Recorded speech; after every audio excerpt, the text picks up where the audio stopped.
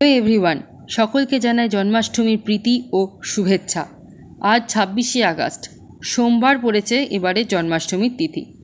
বিষ্ণুর অষ্টম অবতার শ্রীকৃষ্ণের জন্ম এই পুণ্যতিথিতেই বলে মনে করা হয়। মানুষের হিংসা যখন চরম আকার নেয়, চারিদিকে যখন অরাজকতা ছড়িয়ে পড়ে, তখনই ভগবান বিষ্ণু অবতার রূপ ধারণ করে পৃথিবীতে আসেন বলে মনে করা হয়।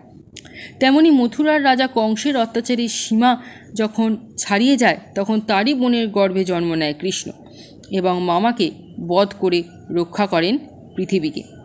কৃষ্ণের জন্মতিথিকেই জন্মাষ্টমী হিসেবে পালন করা হয়। এই জন্মাষ্টমী তিথির সঙ্গে জড়িয়ে আছে 56 ভোগের ইতিহাস। ভক্তরা এই দিন 56 ধরনের ভোগ নিবেদন করেন কৃষ্ণের বাল্যরূপ গোপালকে।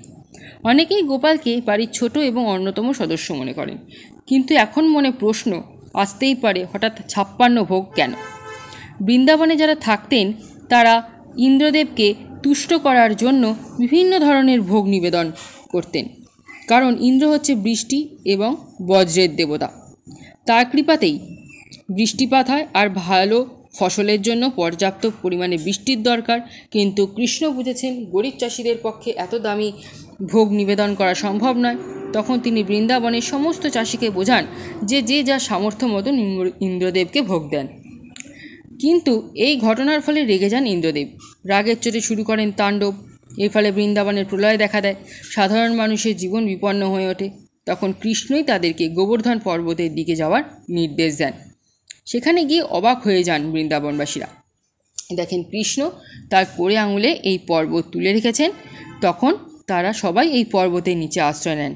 এরপর টানা 7 দিন তুমুল ঝড় বৃষ্টি হয়, আর কৃষ্ণ তথা গোপাল একইভাবে ধরে রইলেন গোবর্ধন পর্বতকে, না নড়লেন না কিছু খেলেন ওই 7 দিন।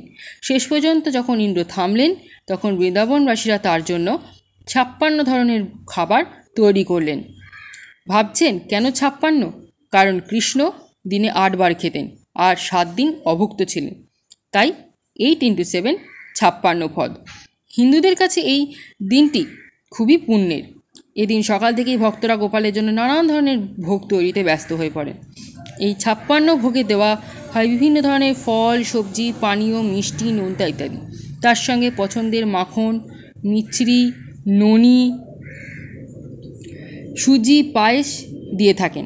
বাড়ির ক্ষুদে সদস্যের জন্মদিন তো সুন্দর করে পালন করতেই হবে, তাই দেশ জুড়ে ধুমধাম করে পালিত হয় গোপালের জন্মদিন। শুভ জন্মাষ্টমী। ভিডিওটি ভালো লেগে থাকলে অবশ্যই লাইক এবং শেয়ার এবং সাবস্ক্রাইব করবেন। Thank you.